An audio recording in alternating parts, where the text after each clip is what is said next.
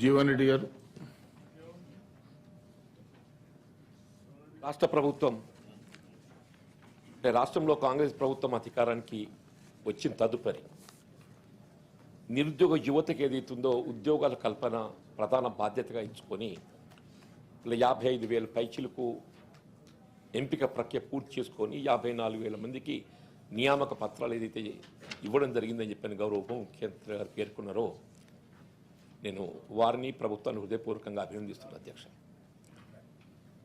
నేను ఈ సందర్భంగా అప్పుడు ఈ పే రివిజన్ కమిషన్ సందర్భంగా బిస్వాల్ కమిటీ ఒక రిపోర్ట్ ఇచ్చింది అధ్యక్ష. It was in 2021.